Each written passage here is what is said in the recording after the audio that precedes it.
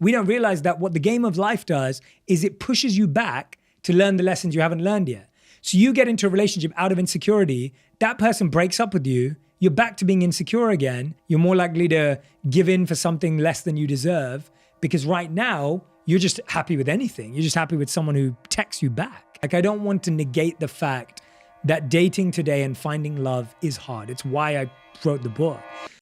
But if I was to take a cross-section of the people in my life that are struggling in relationships, almost every single one of them has skipped the first stage, which is the hard stage. 100%. And you know the thing about that first stage is a lot of people just don't feel like they have the time. Yes. Especially, we're all getting a little bit older. You know, things have changed in society, which mean people are getting in less relationships and they're getting in them later in life. So some people feel that they have a clock.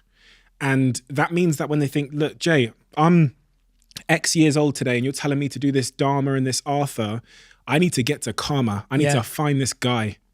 And what we don't realize is that the work that you skip in step 1 and 2, you're going to have to do with another person. Yeah. And that work, doing it with them, is going to slow the quality of that relationship down, potentially ruin a great thing and push someone away. Amen. And actually make a mess of the situation. And so it's kind of like a game where it's like you could have the cheat code that skips you to 10, but the skills of levels 1 to 9 help you win at 10. Yeah. But if you skip the game because you had the cheat code or you tried to rush it or you got a pirated version or whatever it is, you now can't win at level number 10. And I think we don't realize that what the game of life does is it pushes you back to learn the lessons you haven't learned yet. So you get into a relationship out of insecurity, that person breaks up with you, you're back to being insecure again. Then you get into another relationship to solve your insecurity. That person breaks up with you and then you get insecure again. You're constantly pushed into saying, deal with this insecurity alone. Fix it, figure it out, learn about it, get curious about it. And by the way, when you do that, next time you walk into a relationship, you'll know or have more chance of knowing whether that person's going to be right or wrong. But if it's right, you're going to be able to make it work. And you're not going to push away something that's powerful.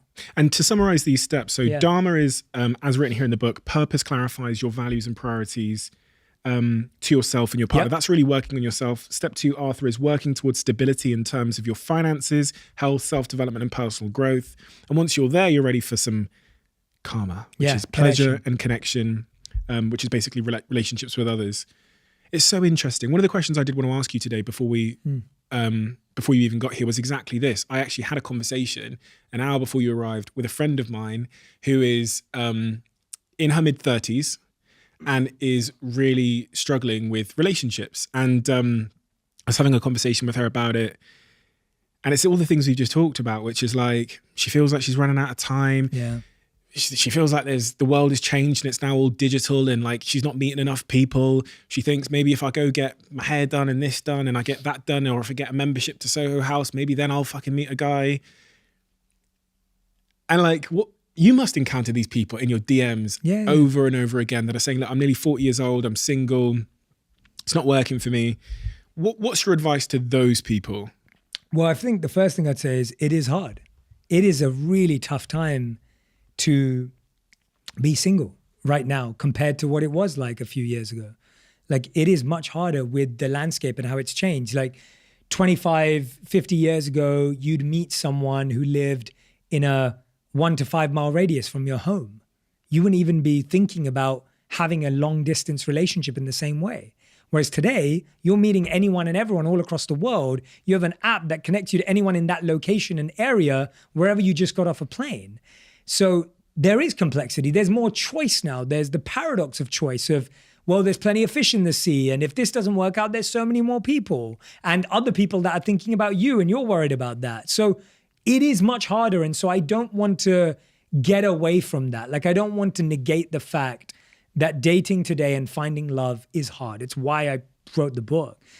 I think that what I'm encouraging for people to understand is that having all those insecurities around relationships doesn't put you in the best decision-making profile to make the right decision. So all of that stress and all of that insecurity and all of that anxiety is more likely to push you into a relationship that is unhealthy and toxic than it is to help you move in the right direction.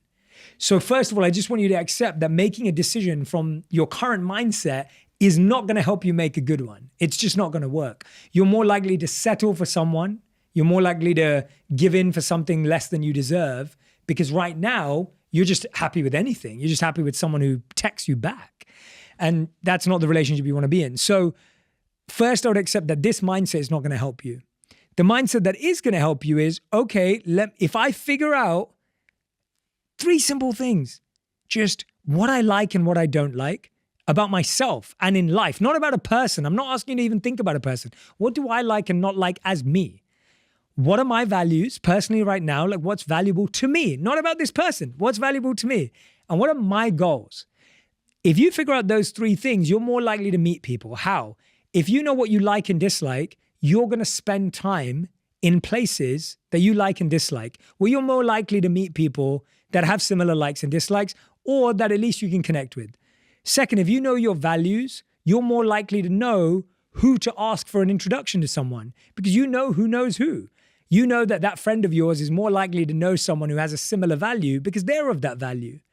And then goals make it easier to figure out whether it's going to go somewhere. So you actually speed up and simplify a really tough selection process, because our whole society has set us up to say, write a list of what you want in a person.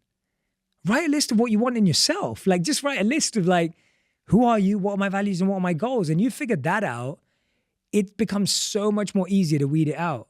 And so I would encourage you to say, this isn't you don't have to become a monk for 3 years. You don't have to go and like live on a mountaintop. You don't have to go on a yoga retreat. Like, I'm not telling you to do this for like decades.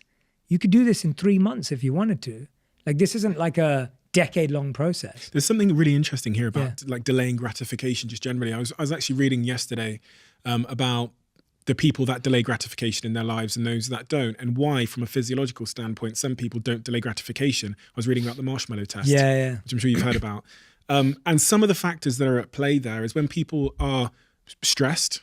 You know, in the case of a marshmallow, it creates a dopamine hit, which is a feel-good, chemical for the reward center in your brain. So one can understand why you would reach for the marshmallow if you were feeling stressed and you needed that dopamine hit. One of them is also self-esteem, which is if your self-esteem is low and you're looking for the same kind of dopamine hit you get from having a fucking bad one-night stand with the wrong person, it's much harder to delay your gratification and make good long-term decisions in line with your values if your self-esteem is low. So all of these things point to this like fundamental, which I think people miss in our society, because we live in a society where I'd rather have it now. I'd rather go to a surgeon and get it fixed. I'd rather, do it on Photoshop than actually do the work. It's like doing the work, you don't see, but who the fuck wants to do the work? Totally. Is like doing that, the foundational stuff is the answer to all of the stuff you see on the outside. Like, And you know what you're saying with that example is that you also attract what you use to impress. So if you use something specific to impress someone, that's the quality and vibration of energy you're attracting. So if I use money, like I did, to attract someone, which works perfectly well, you're attracting someone who values that about you. Yes. If you use only your physical appearance, obviously we're all attracted to each other and that's fine. But if you only use your physical appearance and you believe that's your only asset and you're playing the game of just showing off that, guess what you're going to attract? That's a really important question, because that solves something for one of the people I'm thinking about in my head. This person, I wouldn't say she's a friend, but somebody that I know.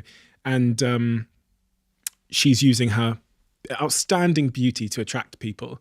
And it's failed her over and over again because she's attracting the wrong type of person with the wrong type of values, in her own words. And to bring this back to myself, there was this phase between 18 and 23, I'm going to say, where all I used to attract girls was bottles of Dom Perignon in a club. I would buy 5 bottles of Dom Perignon a night, and I'd bring the sparklers, and it was like a mousetrap. But I was attracting the wrong type of values. Because I was the wrong type of values myself. Correct, and you don't think that. And the worst part about that for your friend is that it's not just an issue that the guys she attracts value only that about her. The biggest issue is she's setting herself to only value that about her. Amen. Which means when someone leaves her for that reason, it just plays into the belief of I'm not good enough. If you love the Diary of a CEO brand and you watch this channel, please do me a huge favor, become part of the 15% of the viewers on this channel that have hit the subscribe button. It helps us tremendously, and the bigger the channel gets, the bigger the guests.